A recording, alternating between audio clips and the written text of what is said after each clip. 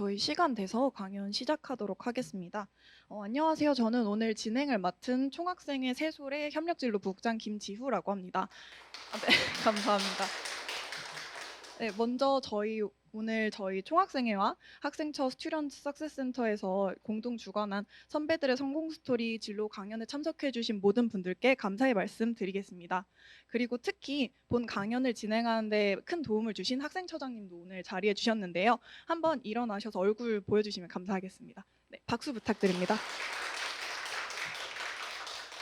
네, 오늘 저희 선배들의 성공 스토리 1탄에 참석해 주신 선배님은 저희 고려대학교 역사교육과 및 경영학과 97학번이시자 현재 넥슨코리아 부사장으로 계신 노정환 선배님이십니다. 선배님 나와서 이제 강연 진행해 주시면 될 것 같습니다. 큰 박수 부탁드립니다.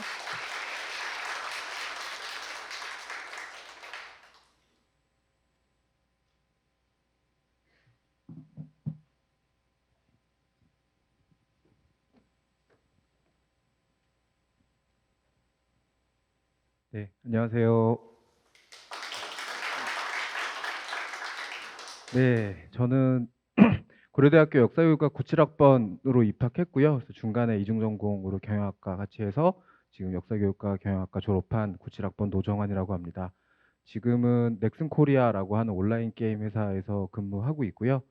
네, 그 처음에 학교에서 행사를 주관해 주시면서 뭐 성공한 기업가 막 이렇게 써주셔서 너무 좀 부담스러웠어요. 사실 기업가라는 표현은 저는 조금 저는 어쨌든 뭐 지금 이제 대기업이 된 넥슨이라는 조직에 몸담고 있는 구성원이고 뭐 제가 더 큰 조직에 몸담고 있긴 하지만 훨씬 더 작더라도 뭐 예를 들면 50명짜리 회사, 100명짜리 회사 그런 회사들을 실제로 이제 창업해서 일군 분들이 정말 좀 진정한 기업가가 아닌가 싶고요.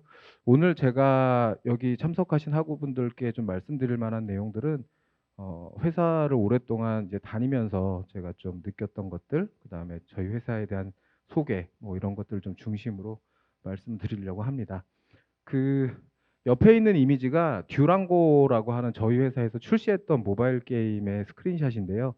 혹시 듀랑고라는 게임 알고 계신 분 계실까요? 아, 예, 있으시네요. 예, 제가 넥슨 코리아에서 이따 양력을 좀 더 설명드리겠지만 넥슨 코리아에서 모바일 사업본부장이라는 직책을 맡고 있었을 때 정말 야심차게 오픈했던 넥슨의 신작이었는데 예, 굉장히 크게 망했고요. 네, 저 듀랑고라는 게임이 이제 현대 사회를 살고 있던 사람이 어느 날 갑자기 공룡 시대로 넘어가서 거기서 이제 공룡들과 같이 살아가면서 예, 생존을 하는 그런 게임이었습니다. 그래서 오늘 제목이 나의 직장생활 생존기여서 저런 스크린샷을 좀 넣어봤고요. 조금 추하지만 그래도 간단히 소개는 드려야 될 것 같아서 양력을 좀 넣어봤습니다. 그 맨 위에 보시면 전화번호하고 메일 주소가 있습니다. 뭐 메일 주소 보시면 아시겠지만 저게 제가 갑자기 만든 게 아니고 원래부터 저 메일 주소를 써왔어요. 그래서 저 그만큼 고대를 사랑하는 사람이고 2001년도에 지금 이제 안랩이라고 불리우는 안철수 연구소라는 회사에서 아르바이트로 직장 생활을 시작을 했습니다.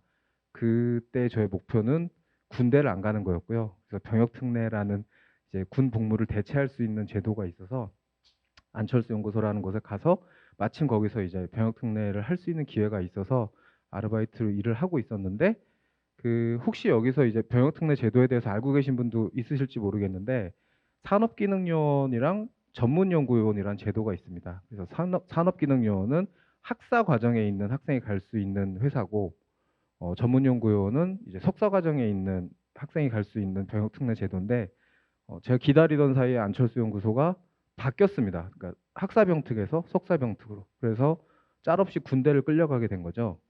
그래서 그 회사가 이제 변경됐다는 소식을 듣고 너무나 충격을 받아서 그 안철수 연구소 서버실에 혼자 앉아서 아, 이제 어떻게 해야 되나. 군대를 드디어 갈 때가 됐나? 라는 생각을 하다가 온라인 게임 회사가 그때 막 이제 우리나라에서 조금씩 알려지기 시작한 때였습니다. 근데 게임 회사가 병역특례 직원들을 많이 뽑는다는 얘기를 들어서 부랴부랴 검색 엔진에서 이제 검색을 했고요. 지금은 뭐 구글이나 네이버가 거의 뭐 압도적으로 저희의 PC나 모바일 검색 페이지를 자리하고 있지만 제가 좌절하고 있던 저 2002년도 시기에는 야후라는 검색 엔진이 굉장히 많이 쓰였던 때예요. 그래서 야후에 온라인 게임 회사라고 치니까 메뉴에 넥슨이 뜨더라고요. 그래서 정말 아무 생각 없이 그럼 나저 넥슨이라는 회사에 지원을 해봐야겠다라고 해서 지원을 했습니다. 근데 지금도 기억나는 게 수요일 날 입사 지원을 했는데 목요일 날 전화가 와서 금요일 날 면접을 보러 오라고 하고 그 다음 주 월요일 날 출근을 하라는 거예요. 그래서 뭐 이런 회사가 다 있나, 사기꾼 회사인가 막 고민을 했는데 어쨌든 병역 특례를 할 수 있는 가능성이 있어서 입사를 하게 된 게 2002년 3월 25일이었고요. 사실 그때 저의 속마음은 이제 병역 특례만 잘 마치고 이제 돌아가야지라고 생각을 했는데 그 2년이 어느덧 흘러서 2023년까지 지금 제가 넥슨에 몸을 담고 있게 됐습니다.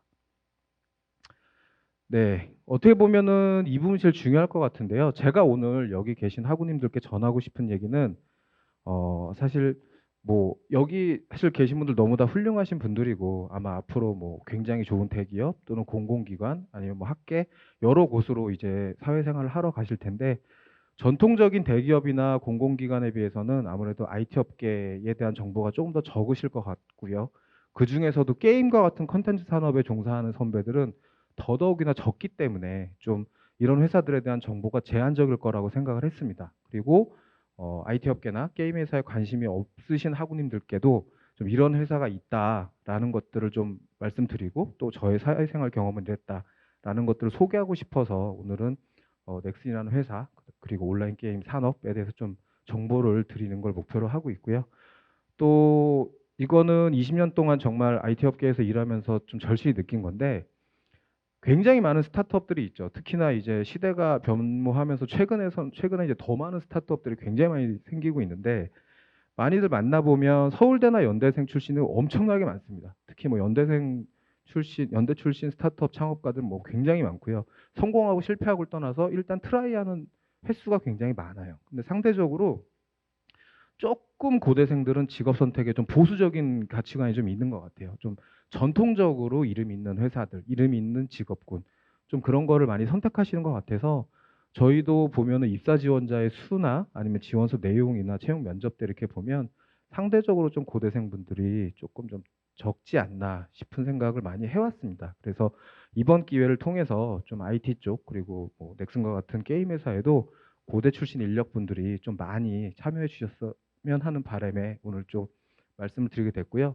여기 이제 제일 중요한 부분 중에 하나인데 저는 특별한 인사이트나 어떤 대단한 지식을 여러분한테 말씀드릴 수 있는 사람이 절대 아닙니다. 그냥 회사에 들어가서 다행히 그 회사가 20년 동안 쭉 성장을 해왔고 그 과정에서 이제 온라인 게임 산업이나 아니면 또 회사의 조직 문화나 여러 가지 경험들을 이제 겪은 것들을 말씀드리는 거지 뭐 어떤 세밭이나 이런 것처럼 딱 나와서 뭐 인생을 이렇게 살아라 뭐 이렇게 말씀드릴 수 있는 깜냥의 사람이 아니라서요. 지식은 학교에서 교수님들께 열심히 배우시기를 추천드립니다. 네, 그럼 이제 시작을 하겠습니다. 저는 1997년도에 입학을 해서 2006년도에 졸업을 했습니다. 학교를 무지하게 오래 다녔죠. 02년부터 04년까지는 이제 휴학을 했는데요. 저 기간이 이제 군복무를 대체하는 기간이어서 저 기간 휴학을 했고요. 어쨌거나 그걸 포함을 해도 굉장히 오래 다녔습니다. 우선 고대에 입학하게 된 계기는 고등학교 2학년 때 선생님이 고대 영어교육과 출신 졸업생 분이셨어요. 근데 제가 졸업한 고등학교가 좀 특이하게 1회 처음 이제 설립한 학교에 입학을 했습니다. 그래서 뭐 어쩌다 보니 또 학교의 모든 선생님들이 굉장히 젊으신 30대 한 초중반 정도로 다 기억을 하는데 그런 선생님들로 쭉 선생님들이 들어오셨어요. 그래서 대부분 학생들하고 좀 케미도 되게 잘 맞았는데 그 중에서도 특히나 고등학교 2학년 때 담임 선생님이 굉장히 좀 저에게 어떤 그 학업이나 인생을 사는 데 있어서 많은 동기부여를 해주셨고 그때 그래서 나도 고려대학교 사범대에 가야겠다라는 생각을 했던 게 하나 있고요. 고3 때 이제 그 학교를 정해야 되는데 어머님이 한번 학교들을 가보자라고 했던 기억이 있습니다. 그래서 그 연대랑 고대랑 겨울에 이렇게 딱 갔었어요. 근데 이화여대도 갔었구나. 이대도 한번 갔었고 그거는 이제 저희 어머님이 이대 출신이셨는데 뭔가 자기 자식한테 그래도 대학교를 보여주면서 한번 이대는 이런 곳이야라는 걸 좀 보여주시고 싶었던 것 같아요. 그래서 하여튼 갔었는데 연대를 먼저 갔습니다. 근데 뭐 좋더라고요. 되게 널찍하고 막 너무 좋고 이런데 고대를 간 날 또 공교롭게도 학교에 눈이 왔습니다. 눈이 엄청 많이 와서 학교에 눈이 이렇게 소복하게 쌓여 있는데 너무 예쁜 거예요, 정말. 그래서 내 인생은 여기구나라고 생각을 해서 그 두 가지가 어떻게 잘 돼서 학교에 들어왔습니다. 네, 그래서 학교에 들어왔는데 사실 대학교를 들어오면은 제일 먼저 공부를 하는 게 학생의 본분이겠습니다만은 그런 경우가 생각보다 많지가 않죠. 더구나 저희가 대학을 들어올 때는 더 그랬습니다. 그래서 입학 때부터 그냥 주구장창 술만 먹고 뭐 수업에 대한 그러니까 학교 수업을 중시하는 극소수의 학생들이 있고 나머지는 다 그냥 약간 술 마시고 그런 거에 굉장히 집중하던 시기였고요. 근데 그때 마침 동기 중에 한 명이 저희가 입학했을 때 입학하고 나서 얼마 안 돼가지고 IMF를 맞았어요. 아마 여기 계신 분들은 이제 세대체가 나서 IMF가 뭔지 기억이 없으실 것 같기도 한데 우리나라가 어쨌든 굉장히 심각한 그 외환 위기를 겪으면서 사회 구조나 기업들도 굉장히 많이 망하고 좀 아주 급격한 사회 변화들이 일어난 시기였습니다. 그래서 그때 동기가 이제 IMF가 왔고 이제 먹고 살려면 돈을 벌어야 된다 뭐 이런 얘기를 블라블라 하더라고요. 그래? 어떻게 해야 돼? 그랬더니 경영대 이중전공을 해야 된다는 거예요. 붙어야 된다는 거예요. 그러냐? 그럼 해보자. 그런데 경쟁률이 그게 또 경쟁률이 있더라고요. 지금도 경쟁률 같은 게 많이 있나요? 이중전공이나 이런데? 그런가요? 예. 경쟁률이 2.57대 1인가 그랬습니다. 그래서 저는 1학년 때 공부도 열심히 안 하고 해가지고 야 이거 떨어지겠다라고 기대도 안 했어요. 근데 또 어떻게 그게 됐습니다. 그래가지고 처음에는 뭔가 어쨌든 사람이 목표한 게 됐다고 하면 기분이 좋잖아요. 그래서 너무 기분이 좋았죠. 그래서 이제 역사교육과와 경영학과 공부를 둘 다 시작을 했는데 이 시점부터 제가 과외에 빠졌습니다. 그래서 과외를 어느 정도 빠졌냐면 그러니까 학교 수업보다는 돈 버는 거에 굉장히 이제 집중을 하기 시작한 거죠. 그래서 과외를 막 한 번에 막 6개, 8개씩 하고 그때 기억에 제가 한 달에 과외로만 400만 원인가 정도 벌었던 걸로 기억을 해요. 네. 그러다 보니까 그래서 제가 그때 저희 과에서 별명이 노사장이었습니다. 네. 완전 사장풍채에 돈도 잘 쓴다 그래가지고 노사장이었는데 사실 그게 뭐 집이 잘 살거나 그런 거 전혀 아니었고 그냥 과외를 제가 굉장히 많이 해서 현금이 수중에 많다 보니 잘 쓰는 거였죠. 근데 그러다 보니까 처음에는 이제 돈 버는 재미에 막 즐겁게 과외하고 학교 안 가고 막 그러다 보니까 어느 학기인가 갑자기 딱 학사 경고가 뜬 거예요. 그때 너무 충격을 받았죠. 내가 이 정도로 학업 생활에 불성실했나? 지금도 그런지 모르겠는데 옛날에는 학사 경고를 맞으면 한 학기 수강할 수 있는 학점이 15학점인가로 제한이 됐었습니다. 지금도 그런가요? 여기 계신 분들은 학사 경고를 맞아보신 적이 없어가지고 그걸 모르시는군요. 네, 그래서 학사 경고를 맞고 안 되겠다. 정신을 차리자라고 해서 그 다음에는 좀 공부를 했던 것 같아요. 그리고 중간에 이제 아까 말씀드린 병역 특례를 했던 넥슨에서 병역 특례를 했던 시간이 있었고요. 병역 특례를 마친 다음에는 원래 이제 퇴사하고 학교로 돌아가려고 했었어요. 그리고 회사의 원래 정책도 학교를 다니면서 회사를 다니는 학생들이 있었습니다. 직원들이 있었습니다. 그런데 전체 근무 시간의 30% 이상 학교를 가게 되면 이제 정규직 유지가 안 되는 그런 규정이 있었는데 저 때 굉장히 감사하게도 지금은 이제 돌아가셨지만 저 넥슨 창업주이신 김정주 회장님 일가에서 학교 등록금으로 쓰라고 그 당시에 350만 원인가를 주신 거예요. 지금은 등록금이 훨씬 더 비싸지 않나요? 지금 얼마나 되나요?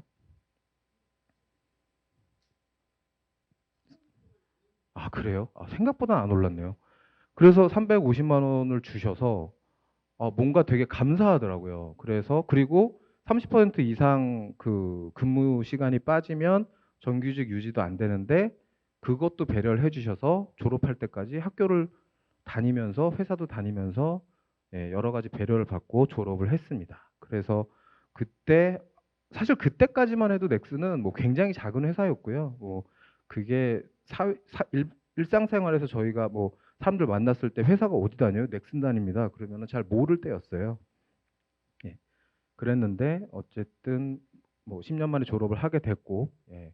회사가 계속 성장을 할 수 있었습니다. 이쪽인데 제가 계속. 그래서 저는 2002년도에 넥슨의 컨텐츠 기획팀이라는 팀으로 처음에 이제 입사를 했고요. 그때 그 처음에 맡았던 보직은 이제 게임 홈페이지들 이 개발하는 거였습니다. 이게 아시겠지만 병역특례는 원래 그 IT 업체에서의 병역특례는 프로그래밍이나 이런 쪽에서만 업무를 할 수 있었기 때문에 그래서 게임 웹 개발을 했었고요. 근데 지금 보시면 사진은 전혀 다른 무슨 이상한 게임 행사장 사진이 있잖아요. 저게 옛날에 그 2002년도에 했던 서울 게임 쇼라는 행사의 사진인데 회사가 워낙에 작고 사람이 하는 일이 뭐 정해져 있는 게 없어요. 그래서 제 본연의 업무는 원래 게임 앱 개발이었는데 저 서울 게임 쇼라는 행사 전체, 그러니까 혹시 지금 지스타라는 행사 아세요? 예. 지스타라는 행사에 넥슨이 참여하는 개념이 아니고 그냥 지스타 같은 행사 전체를 만들고 기획하고 운영하는 거를 저한테 맡겼었어요. 그래서 아무것도 모를 때 그냥 완전히 맨땅에 헤딩한다는 생각으로 저 행사를 준비를 했었고, 저 사진이 그때 그 넥슨이 참여했던 마비노기라는 게임의 부스고요. 제 옆에 있는 친구가 굉장히 그 조금 잘 놀게 생겼는데 지금은 여의도의 증권회사에서 수조를 굴리는 펀드 매니저가 됐는데, 어쨌든 저런 친구들이 넥슨에서는 드글드글 했었습니다. 어느 정도로 자유로웠냐면 그 저 때 지금의 네이버가 역삼동의 스타타워라는 건물에 있었어요. 그런데 저희가 네이버랑 미팅을 하려고 스타타워를 가면 스타타워에서 저희 직원들을 막았습니다. 뭐 나시 입고 쪼리 신고 반바지 입고 이러고 다니니까. 근데 넥슨은 정말 다 그러고 다녔거든요. 김정주 사장님조차도 그러고 다니셨으니까 그 정도로 굉장히 좀 자유롭던 시절이고, 업무적으로도 뭐 R&R이 거의 뭐 존재하지 않던, 그냥 니일 내일 없이 막 이거 게임 홈페이지 개발하다 갑자기 막 행사 준비하러 가고 그랬던 시절이 있었습니다. 그러다가 조금 시간이 지나서 이제 병역특례 끝날 때쯤에 그 지금은 이제 거의 게임 포털이라는 게 의미가 없어요. 한게임, 피망, 넥슨닷컴 이런 사이트들이 뭐 이제 별로 의미가 없지만, 옛날에 한동안 저 게임 회사들이 게임 포털을 서로 누가 더 트래픽이 많네, 뭐 사용자 수, 뭐 사용 시간 이런 걸로 굉장히 경쟁하던 시절이 있었어요. 그때 넥슨도 넥슨닷컴이라는 게임 포털을 성공시키자. 그리고 그거의 핵심은 그 당시에 한게임하고 네오위즈는 그 고스톱이랑 포카로 굉장히 많은 매출을 일으키고 있었습니다. 그때 한 게임이 고스톱만 가지고 한 달에 300억 원 이상의 그 매출을 내고 있었거든요. 근데 넥슨은 고스톱 포커 서비스가 아예 없었고요. 그래서 우리도 고스톱 포커 서비스를 해보고 뭐 돈을 벌어야 되지 않겠냐라고 해가지고 그때 이제 포털 마케팅, 포털 전략 업무를 하다가 2006년도에 퍼블리싱 PM팀이라는 조직을 새로 만들면서 퍼블리싱이라는 게 뭐 유통이잖아요. 그래서 원래는 저 전까지는 넥슨이 자체 개발한 게임만 서비스를 했었습니다. 그러다가 이제 제3 서드파티 개발사가 제작한 게임을 가져와서 서비스하는 일을 시작했고, 그 일을 처음 맡게 됐었습니다. 그래서 그때 처음으로 이제 제가 런칭했던 타이틀이 엘소드라는 게임인데요. 예, 지금도 되게 꾸준히 잘 서비스되고 있는 좋은 게임입니다.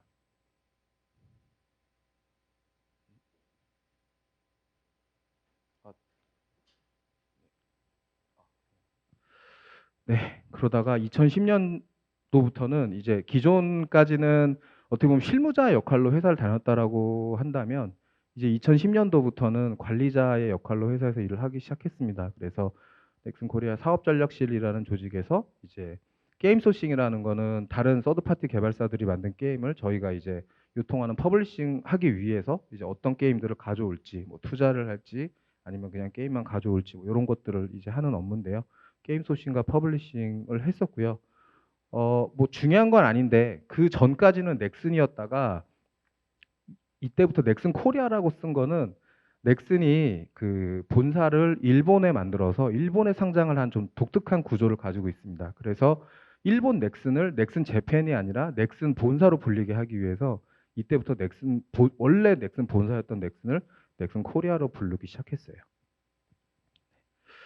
그러다가 2011년도에는 네오플이라는 회사로 옮기게 됩니다. 넥슨의 자회사고요. 또 뒤에서 좀 말씀드리겠지만 던전 앤 파이터라는 굉장히 좋은 게임을 서비스하는 회사인데 혹시 네오플에 대해서 알고 계신 분 계세요? 있으세요? 혹시 네오플 게임도 하셨었나요?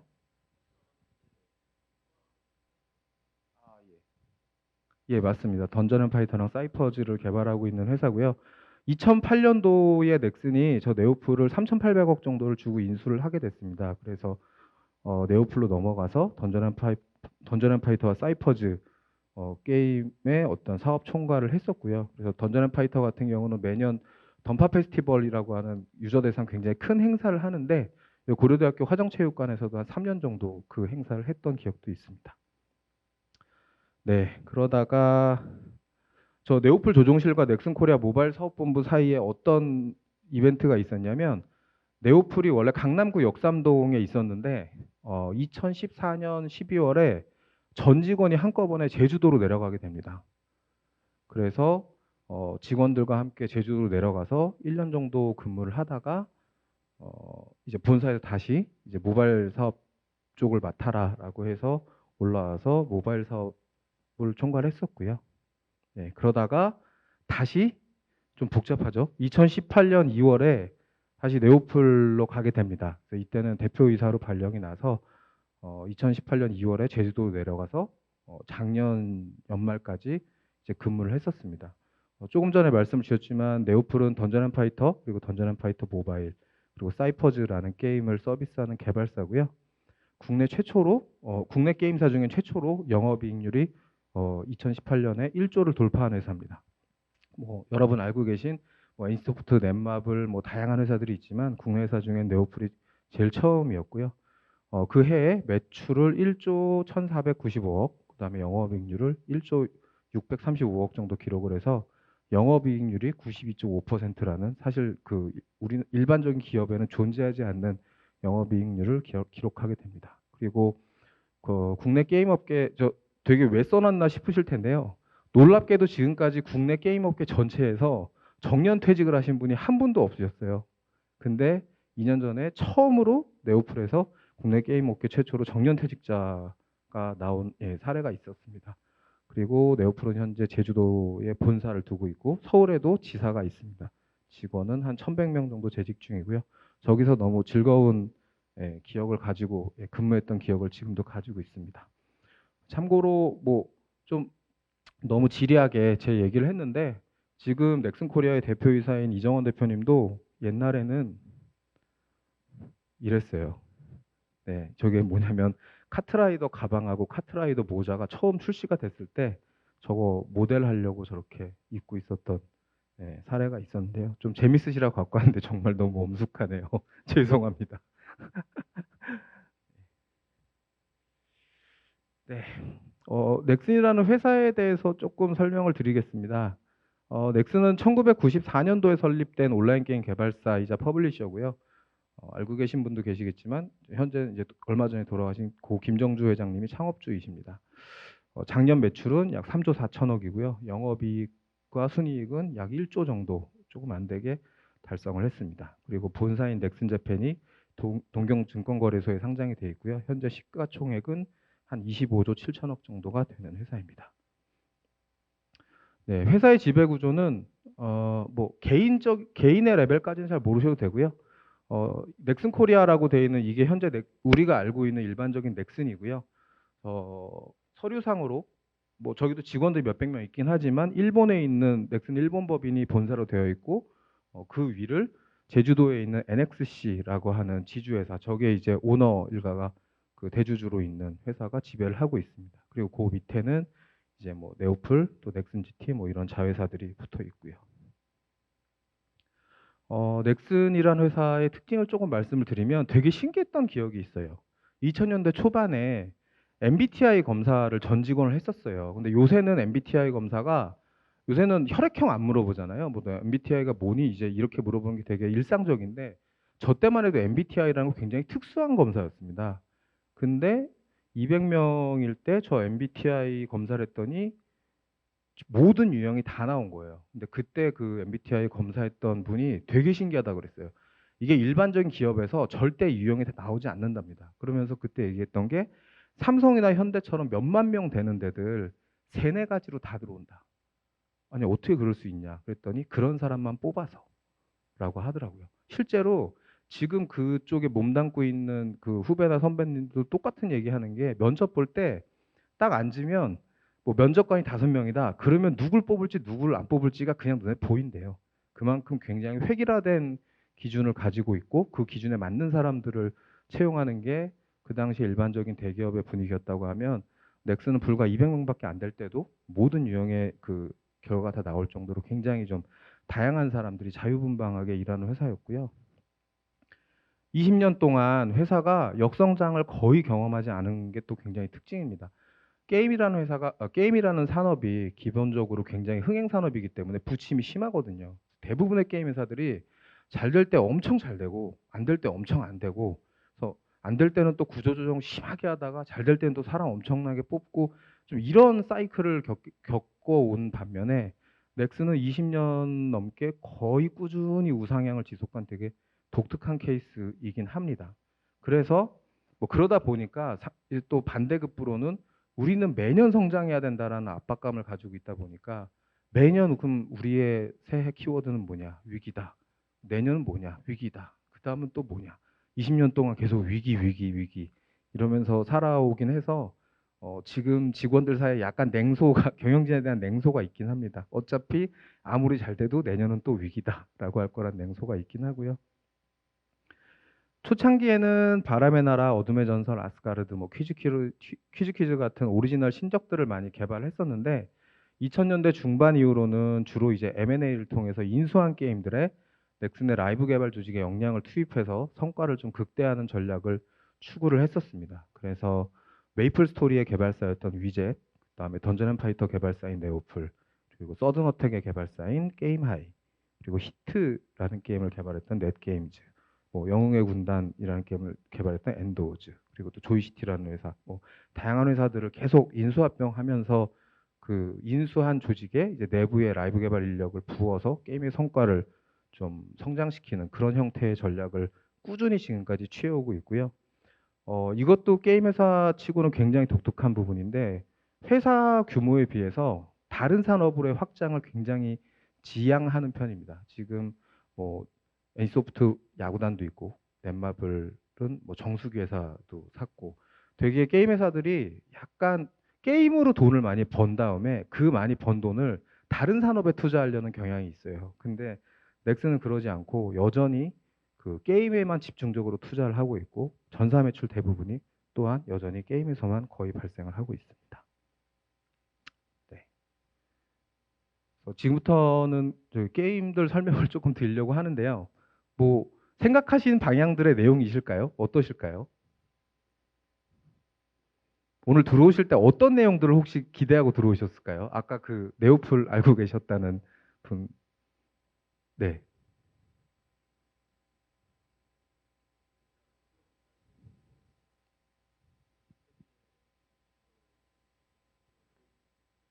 연대기. 네. 감사합니다. 아까도 호응해 주셨는데 또 물어봐가지고 굉장히 깝깝하시겠어요. 네, 게임 소개 뭐 다 할 건 아니고요. 넥슨 뭐 게임 워낙 많아서 뭐 한 100개쯤 될 겁니다. 전체 지금까지 런칭했던 게임들 하면. 그래서 그 소개시켜 드리는 게임들은 그 이유가 있습니다. 지금 던전 앤 파이터, 메이플 스토리, 피파 온라인 이렇게 3개 게임을 일단 말씀을 좀 드리려고 하는데요. 이유가 있습니다. 넥슨에서는 이 3개 게임을 3대장이라고 불리는데 실제 굉장히 많은 게임이 있고 하지만 저 조다리 매출의 70% 이상은 저 3개 게임에서 나옵니다.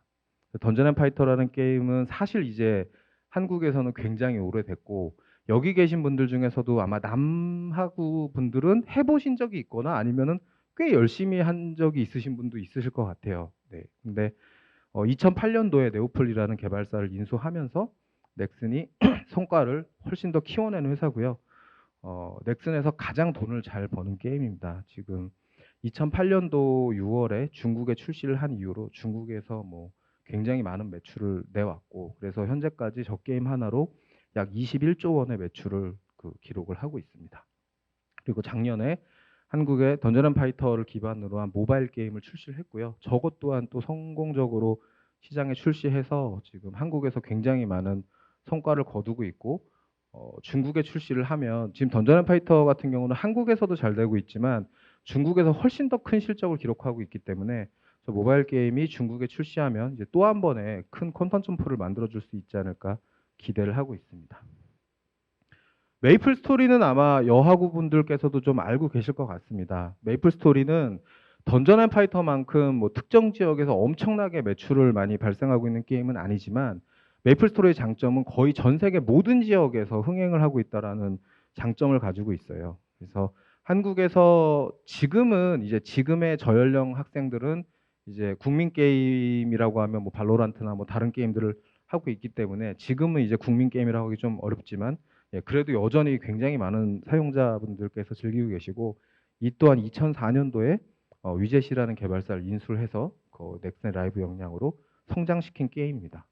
메이플 스토리는 조금 전에 말씀드린 것처럼 한국 시장뿐만 아니라 북미나 유럽, 일본, 동남아 서비스까지 론칭한 대부분 지역에서 성공적으로 서비스가 이루어지고 있고요. 그래서 굉장히 좀 호환성이 좋은 게임이고, 이 게임도 메이플 스토리의 모바일 버전이 출시가 됐습니다. 그래서 이 또한 글로벌 서비스가 북미, 유럽, 일본, 대만, 동남아를 중심으로 굉장히 지금 호조를 보이고 있고, 이 또한 던전 앤 파이터 모바일처럼 중국 출시를 준비 중에 있습니다.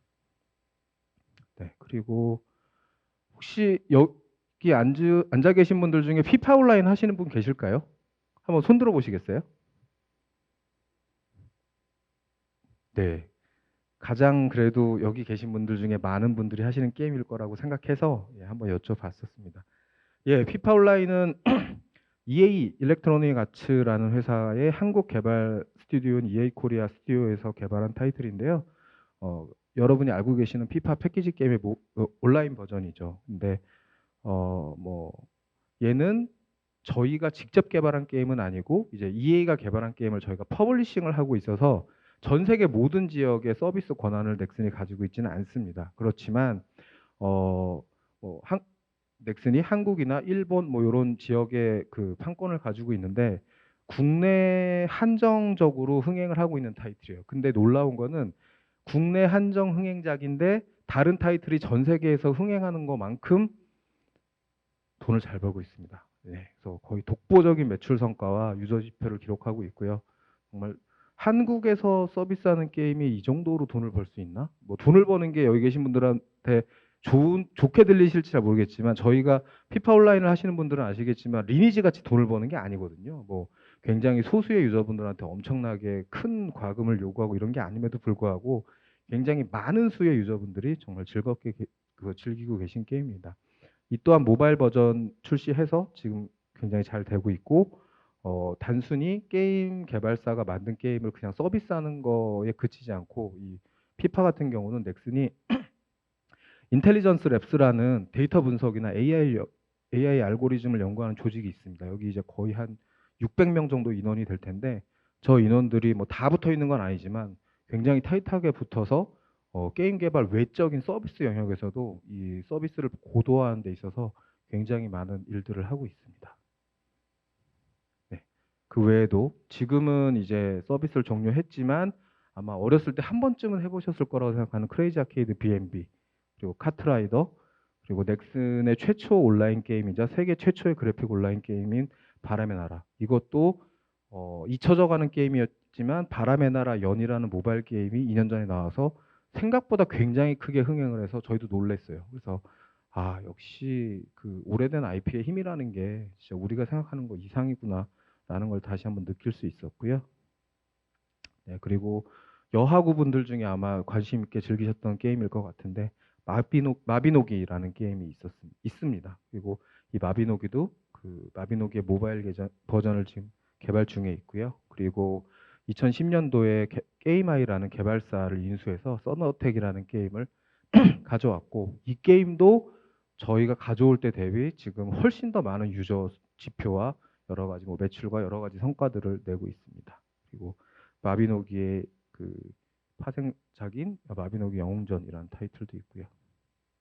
그리고 비교적 최근에 오픈해서 한국과 일본에서 굉장히 흥행하고 있는 블루 아카이브라는 게임, 그리고 히트라고 해서 넥슨 최초로 또 모바일 게임 1위를 기록했던 게임이 있습니다. 제가 넥슨 모바일 사업본부장으로 가서 다 말아먹고 되게 힘들었는데 그래도 저거 1등 처음으로 하면서 그래도 좀 인정을 받아서 저를 살려준 고마운 게임이기도 하고요.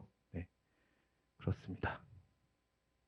참고로 저 넥슨 게임즈라는 회사는 지금 넥슨 코리아의 자회사로 있는 아까 서든어택을 개발한 게임회라는 회사와 히트를 개발한 넷게임즈라는 회사를 합병해가지고 출범시킨 회사예요, 작년에.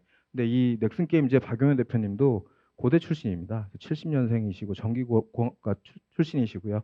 넥슨의 뭐 신규 개발 본부도 있고 여전히 넥슨은 뭐 신규 개발에 수백 명 거의 1000명 정도의 인력이 투입돼서 그 신작을 준비하고 있지만 여러 스튜디오들 중에서 그룹 내에서는 이 박용현 대표님의 넥슨 게임즈를 앞으로도 넥슨에서 가장 훌륭한 성공적인 신작들을 출시할 수 있는 팀으로 자타가 인정하고 있는 굉장히 그 훌륭한 팀입니다. 넥슨 게임즈는 서울 양재, 서초, 그리고 분당 판교에 조직이 좀 분산 배치돼서 한 1000명 정도가 지금 근무를 하고 있는데 고대 출신이셔서 슬쩍 넣어봤습니다. 네, 지금까지는 약간 뭐 제 자랑, 회사 자랑 뭐 이런 거 했던 것 같은데요. 20년 동안 절대 즐거운 일만 있지 않았겠죠. 진짜 회사 나가야 되나? 너무 힘들다. 뭐 이게 맞나? 뭐 이런 생각들을 했던 적이 뭐 많이 있었고요. 뭐 소소한 것도 있었고 큰 것도 있었는데 그 중에 좀 크게 정말 좀 좌절했던 순간들이 있습니다. 크게 한 3번 정도가 있었던 것 같아요. 2008년도 넥슨이 네오플을 인수했던 과정에서 보통은 이제 인수기업이 피인수기업을 구조조정하잖아요. 근데 넥슨은 거꾸로 인수하면서 모회사의 대규모 구조조정을 진행을 했습니다. 왜 그런지는 좀 이따 말씀을 드릴게요. 그리고 2019년도에 저희 회장님이 정말 뜬금포로 자다가 일어났는데 정말 갑자기 회사가 팔린다는 얘기가 나와서 깜짝 놀랐었는데 회사를 매각을 시도했던 적이 한 번 있었고요. 그리고 마지막으로 작년 3월에 창업주이신 김정주 사장님이 돌아가셨어요. 네, 그래서 요 3번이 저한테는 좀 굉장히 큰 충격과 퇴직을 고민하게 했던 순간들이었던 것 같습니다. 네, 첫 번째로 이제 네오플 인수 전후 상황인데요. 2008년도에 넥슨이 네오플을 인수를 했습니다. 근데 이게 좀 오래된 그래프라서 잘 안 보이실 텐데 요게 지금 2008년도 시점이고 요게 넥슨 코리아의 매출, 그다음에 요게 연결로 잡은 그룹 전체 매출. 그러니까 요게 일본 넥슨 재팬이 다양한 자회사의 매출 포함한 거 요게 넥슨 코리아의 매출이었는데요. 요게 2008년도에 한 2,600억 정도 됐습니다. 그러니까 넥슨의 그때 그 해 매출이 한 2,600억 정도 되던 시절이었는데 그때 3,800억을 주고 네오플을 인수를 했어요. 근데 그때 네오플은 사실 영업이익이 한 400억 정도 되는 그러니까 우량한 회사이긴 하지만 뭐 그저 그런 정도의 회사였습니다. 근데 저걸 왜 인수했냐?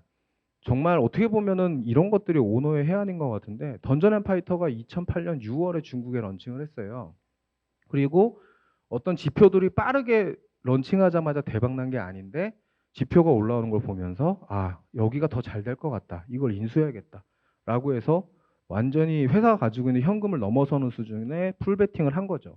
근데 이게 요 시절 또 옛날 얘기를 해서 좀 그런데 저 시절에는 뭐가 유행이었냐면 엔화 환율이 굉장히 스테이블하게 올라가지 않고 있었던 해였습니다. 그러다 보니까 뭐 의사분들이 엔화 대출 받았다는 얘기를 혹시 옛날에 들으신 적이 있을지 모르겠는데 뭐 사람들이 우리나라에서 대출을 받지 않고 엔화로 대출을 받았어요. 금리도 낮고 환율도 안 올라가니까. 그러다 보니까 넥슨도 2,200억을 일본에서 대출 받아가지고 네오플을 인수했는데 정말 공교롭게도 인수하자마자 한 1,000원 정도, 1,000원도 안 됐죠. 900원 정도였던 엔화 환율이 갑자기 한 3개월 만에 1,600원을 돌파하게 됩니다. 그러다 보니까 그리고 그때 예상은 2,000원도 훨씬 넘어갈 거라 그랬어요. 그래서 넥슨이 빌린 건 2,200억인데 환율이 올라가니까 거의 4,000억 가까운 돈을 갚아야 되는 상황이 온 거죠. 그 당시에 넥슨의 매출이 2,600억이던 시절에. 그래서 정말 회사가 망한다라고 이제 그때는 경영진에서 생각을 했던 것 같아요. 지금 와서는 이해할 수 있을 것 같습니다. 저도 경영진이니까. 그렇지만 그러다 보니까 그 당시에 제가 이제 사업본부라는 조직에 있었는데 전체 인원이 94명이었는데 그 중에 70명을 잘랐어요. 그리고 전체 회사 기준으로도 30명 이상의 인원을 감원을 했습니다. 내가 즐겁게 일하고, 그러니까 아까 말씀드렸지만 넥슨 굉장히 자유로운 분위기고 즐겁게 일하는 회사라고 말씀을 드렸잖아요. 근데 한 방에 저렇게 확 사람이 날아가니까 되게 자괴감이 들더라고요. 이 회사를 다니는 게 맞나? 뭐 이런 생각들이 되게 들고, 그래서 저 때 제 위에 계셨던 분이 이제 실장님이 김영 실장님이라는 분이 계셨는데 그분도 고대 출신입니다. 경제학과 고학번이시고 지금 넥슨 차이나의 법인장이신데 그분이 이제 자기도 사람들을 어쩔 수 없이 뭐 직장인이니까 잘랐지만 마음이 굉장히 안 좋았던 거예요. 근데 제가 그걸 모르고 저한테 와서 야, 점심이나 먹으러 가자 그랬는데 제가 되게 신경질적으로 아, 됐어요라고 했는데 그게 되게 울컥하셨는지 회사에서 너만 슬픈 줄 알아 EXX야 이러면서 막 난리를 쳤던 그런 기억이 하여튼 있었어요. 그래서 저 때 회사 분위기가 너무 안 좋았는데 되게 웃긴 게 저렇게 감원을 해놨는데 환율이 결국은 2,000원으로 올라갈 것 같더니 바로 몇 달 안에 다시 그냥 내려왔습니다. 그래서 결과적으로 회사에는 아무 일도 없었고 그렇게 좀 아픈 기억을 가지고 넥슨이 인수한 네오플은 2009년부터 중국에서 정말 어마어마한 실적을 보여주기 시작하죠.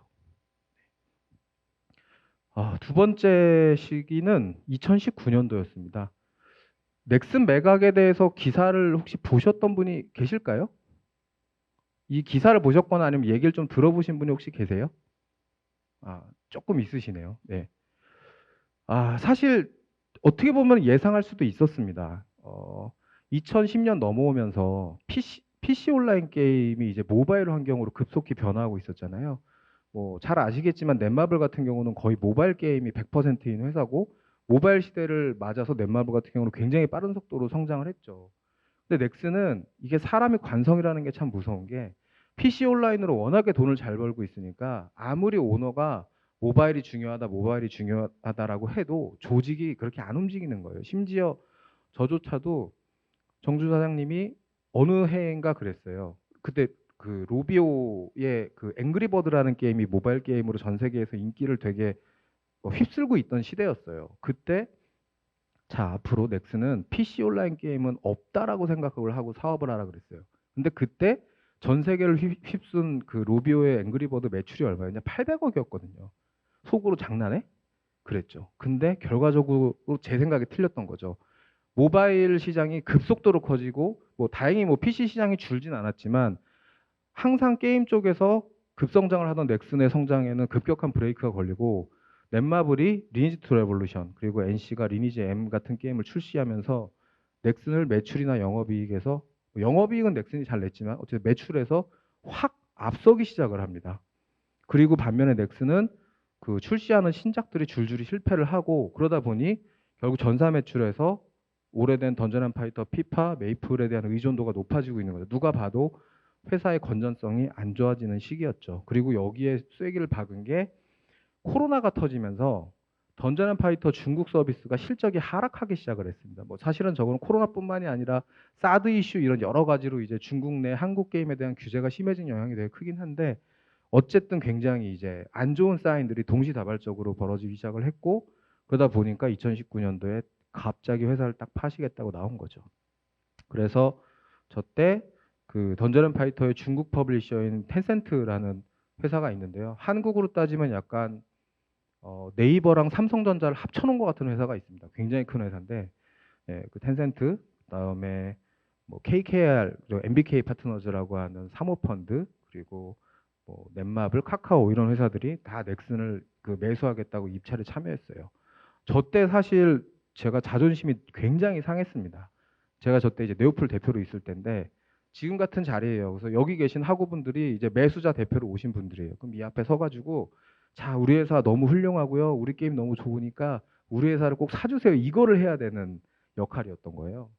저 때 진짜 이걸 해야 되나? 이제 진짜 나가야 되나? 뭐 별의별 생각을 다 했었죠. 심지어 저희가 경쟁 상다라고 생각하지도 않았던 넷마블 같은 데서 막 사겠다고 깔짝거리고 이러니까 너무 기분이 나빴어요. 넷마블은 심지어 넥슨이 어쨌든 그 당시에 그래서 넷마블은 저희가 차마 넷마블에는 PT를 못 하겠다 그래가지고 원래 다른 파트너들한테는 다 PT를 했는데 넷마블은 저희는 안 하고 그 당시에 넥슨 코리아의 대표이사였던 박지원 대표라고 있습니다. 지금은 하이브 대표이사로 계시는데 그분 혼자 가서 넷마블에는 리뷰를 했어요. 심지어 그분이 그걸 어찌나 삐딱하게 했는지 그거 끝나고 나서도 막 회장님하고 사이도 좀 틀어지고 뭐 이런 것도 있었는데 어쨌든 최종적으로는 불발이 됐습니다.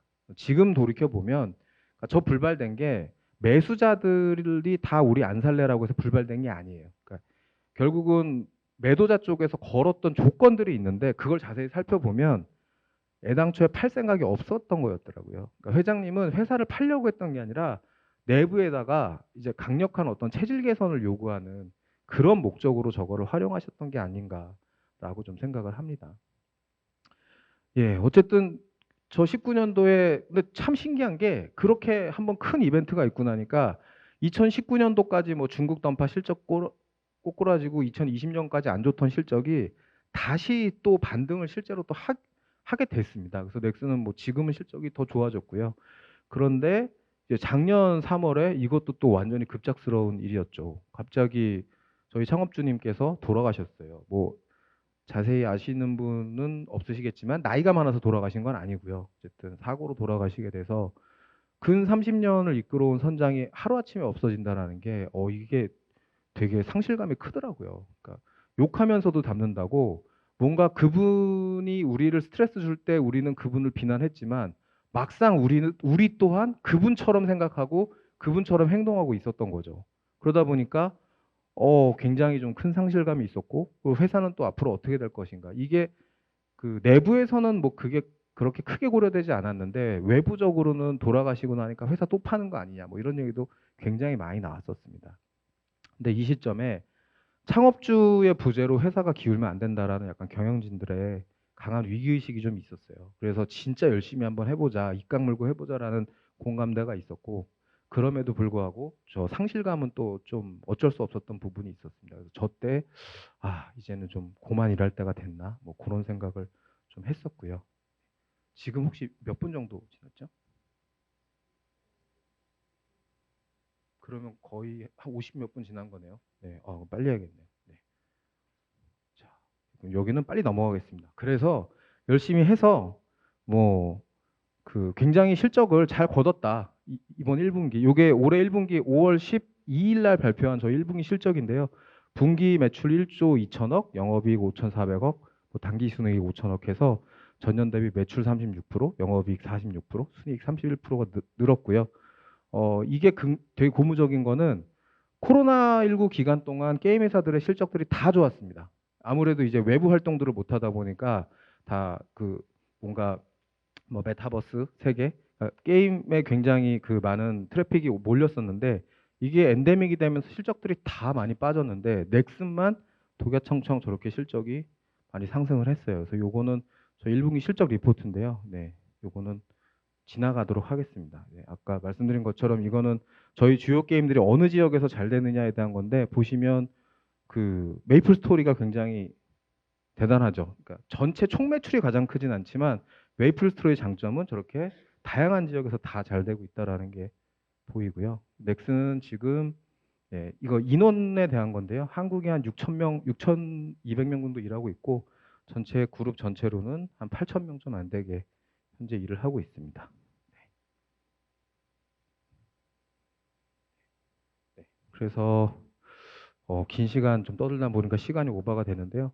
마지막으로 제가 생각하는 괜찮은 회사란 이라는 얘기를 좀 드려볼게요. 사실 아까 모두에 말씀드린 것처럼 제가 인사이트를 가지고 있는 사람이 아니잖아요. 그리고 그렇다고 해서 제가 여러분들을 모시고 말씀을 나누는 자리니까 실제로 내가 잘 알지도 못하는 뭐 삼성전자, 구글, 뭐 애플 이런 회사에 대해서 그냥 제가 사용자로서 알고 있는 정보를 여러분들한테 말씀드리는 건 아무 의미가 없거든요. 그런 거는 여러분이 찾으시는 정보보다 제가 조금은 더 알겠지만 별 의미가 없다고 생각을 해요. 그래서 20년 동안 제가 그냥 경험한 거를 기반으로 말씀을 좀 드리면 굉장히 좋은 거는 지속적으로 성장하는 회사인 것 같습니다.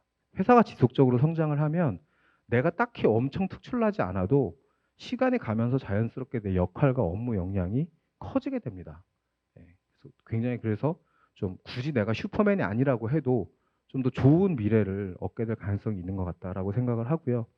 실제로 최근 몇 년 동안 뭐 코인이네 블록체인이네 해가지고 굉장히 뭐 좀 이슈가 많이 됐었잖아요. 그때 정말 단기간에 회사의 뛰어난 개발자들이 대거 이탈했었습니다. 저쪽으로.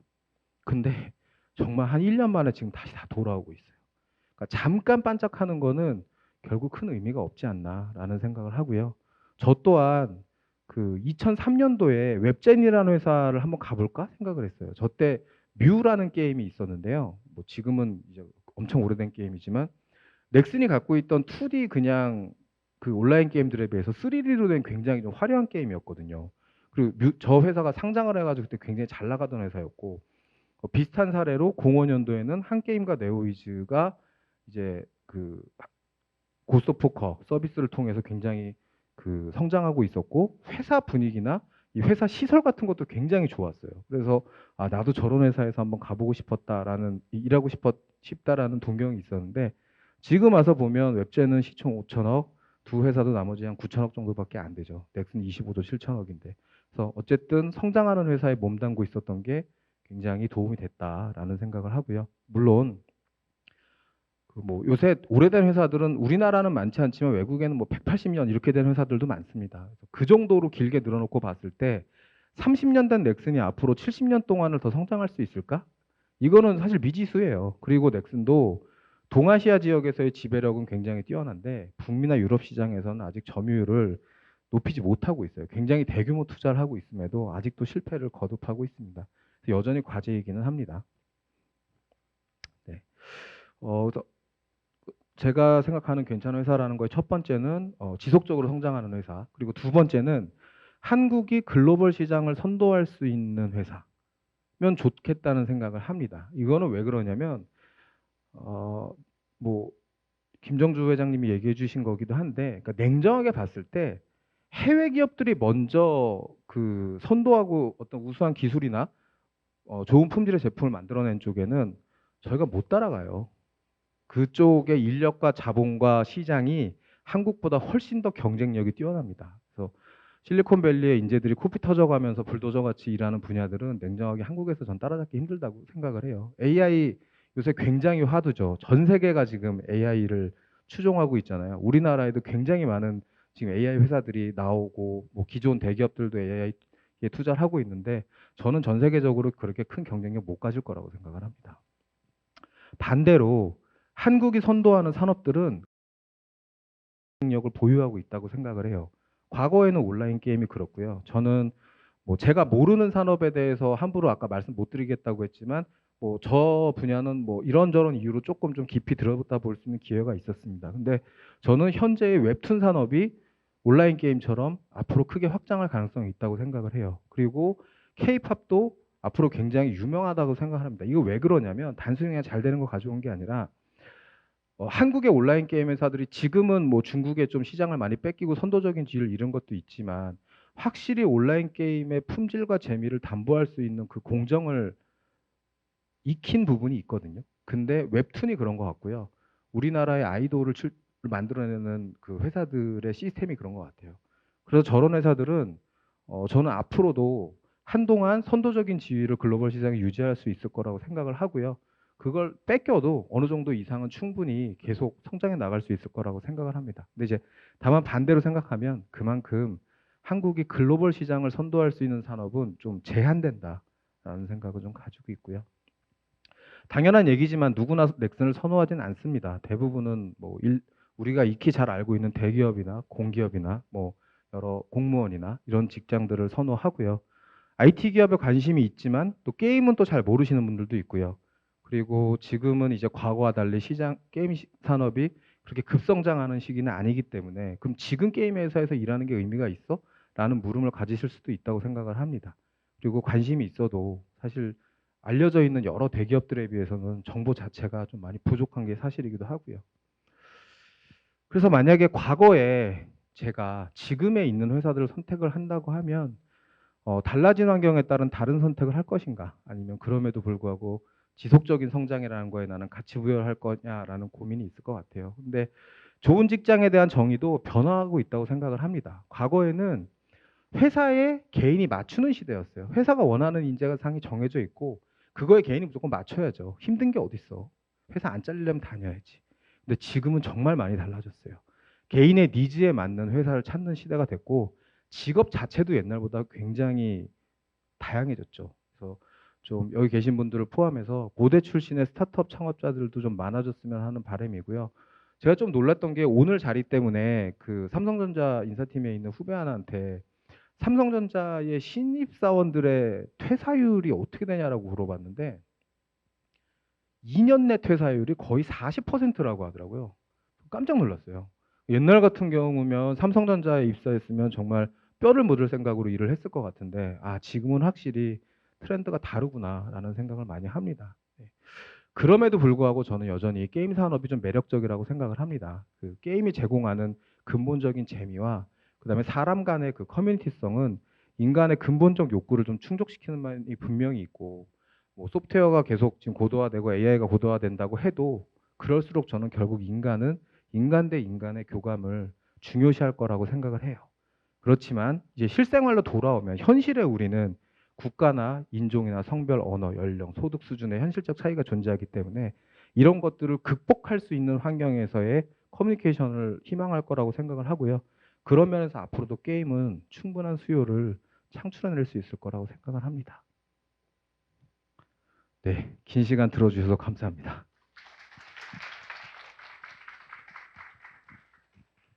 그 사실 제가 마지막에 제가 회사에서 일하면서 만들었던 광고 영상이 하나 있는데요. 이게 5분짜리예요. 근데 이거를 이제 보여드리고 질의응답을 하려고 했는데 시간이 많이 오바된 것 같아서 그냥 질의응답을 받는 게 낫겠죠? 네, 알겠습니다. 네. 네, 선배님께서 정말 좋은 말씀과 유익한 이야기 많이 해주셨는데요. 그러면 이제 질의응답 시간으로 넘어가 보도록 하겠습니다. 선배님께 질문 드리고 싶으신 분이 계시면 손을 들어주시면 감사하겠습니다. 네, 말씀하시죠. 네, 안녕하세요. 경영학과 최선재라고 합니다. 그 선배님께서 게임 산업에 대해서 말씀해 주셨는데요. 최근에 던파 모바일도 그렇고 블루아카도 그렇고 깨관이와 어떤 심의상 문제 때문에 여러 가지 갈등이 있었던 걸로 알고 있고 그리고 그쪽 그러니까 게임관리위원회로 인해서 한국 게임 업계가 좀 의욕을 잃을 것이다라는 얘기도 나온 것으로 알고 있는데 이에 대해서 어떻게 생각하시는지 궁금합니다.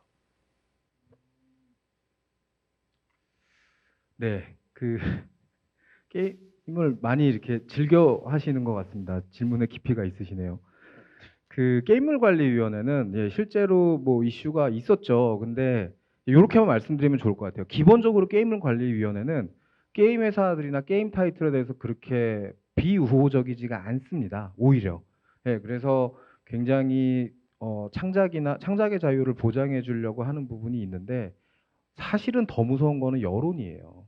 그리고 이게 뭐 혹시 그 정치적 올바름이라는 얘기를 들으셨는지 모르겠지만 최근에 글로벌한 트렌드들의 이 정치적 올바름이 굉장히 이슈가 되고 있고 게임에서도 이게 거의 누구보다 강하게 요구가 되고 있다 보니 어떤 심의나 이런 이슈에서 조금만 문제가 될 수 있는 영역이 있으면 여론 자체가 굉장히 악화되는 부분이 있고 그러다 보니 위원회에서도 사실은 뭐 폭넓게 창작의 자유를 인정해주고 싶어도 그럴 수 없는 게 현실이에요. 네, 그래서 그거는 그렇게 말씀드릴 수 있을 것 같습니다. 위원회는 기본적으로 게임과 게임 회사에 우호적이다. 그러나 사회적 분위기가 오히려 굉장히 비우호적이라서 여러 가지 어려움이 있다 정도로 말씀을 드리겠습니다. 답변해 주셔서 감사합니다. 네, 다음 질문 있으신 분? 네.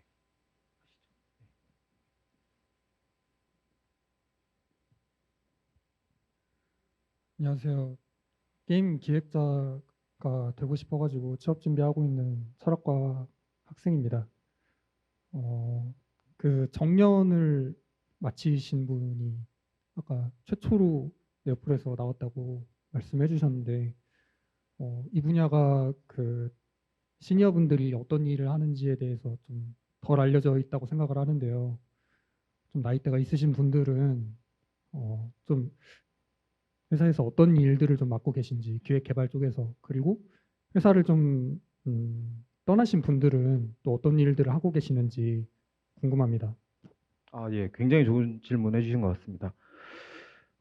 게임 업종 자체가 우리나라에서 사실 그렇게 오래되지가 않았죠. 그래서 뭐 정년이 되기 전에 사람들을 다 잘랐다 이런 개념은 아니고요. 사실은 1세대로 게임 산업에 몸을 담으신 뭐 창업자분들, 그리고 그 시절에 게임 회사에서 처음 근무하신 분들도 아직 정년이 안 되신 분들이 사실 대부분이에요. 예, 그래서 그런 영향도 있고, 그렇지만 이제 그분들이 50대의 이제 중반을 향해서 가고 있습니다. 그래서 앞으로는 뭐 정년에 도달하시는 분들이 많이 나오실 거라고 생각을 하고요.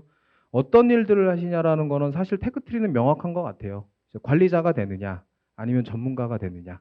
그런데 사실 관리자들은 정년까지 존재할 가능성은 전 거의 없다고 봅니다. 워낙에 산업이 변화하는 스피드가 빠르고 트렌디한 산업이기 때문에 관리자로서는 힘들 거라고 보고요. 그렇지만 개발자들은 충분히 가능할 거라고 생각을 해요. 옛날에 마비노기라는 게임을 만드신 김동건 디렉터라는 분이 계세요. 게임 업계에서 굉장히 유명하신 분인데, 그분이 한 10년 전에 그런 주제로 한번 발표를 한 적이 있어요. 나이든 개발자들의 미래라는 거를 발표하신 적이 있어요. 사실 그때는 걱정에 대한 얘기가 되게 많았고, 그 걱정이라는 건 뭐 회사가 날 어떻게 할 거다 이게 아니라 결국은 제일 무서운 거는 유저예요, 유저. 이런 거죠. 55살 먹은 기획자가 만든 이벤트를 23살짜리 유저가 이해하겠냐, 재밌어 하겠냐, 라는 게 이제 현실적인 고민이죠.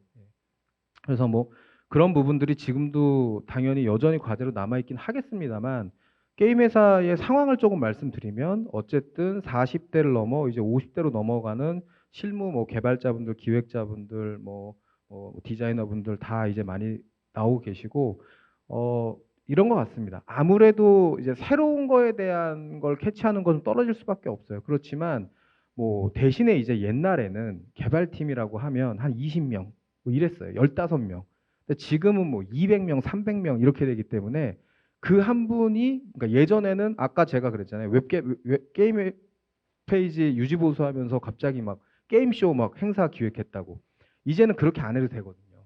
그러니까 크리에이티브한 영역은 이제 크리에이티브한 사람들이 하면 되는 거고, 실제로 게임도 이제는 굉장히 많이 분업화되고 전문화되어 있기 때문에 경력이 많으신 분들이 근데 또 유리한 부분들이 엄청나게 많습니다. 대표적인 게 예를 들면 서버 개발자라든가 이런 분들은 아주 대표적으로 차이가 나는 부분이요. 아무리 똑똑한 사람이라고 해도 경험을 갖고 있지 않은 3년차 서버 개발자랑 뭐 이분이 아주 그렇게 특출나진 않아도 한 20년의 경력을 가지고 있는 서버 개발자의 퍼포먼스는 너무나 많이 다릅니다. 게임을 실제로 라이브 서비스 하면서 경험했던 뭐 DBA도 마찬가지인데, 그 많은 수많은 노하우 경험들은 이제는 그분들의 머릿속에 쌓이는 것들이 분명히 있는 것 같아요. 그래서 뭐 특히나 또 게임 쪽으로 생각을 하고 계시다고 하니까요.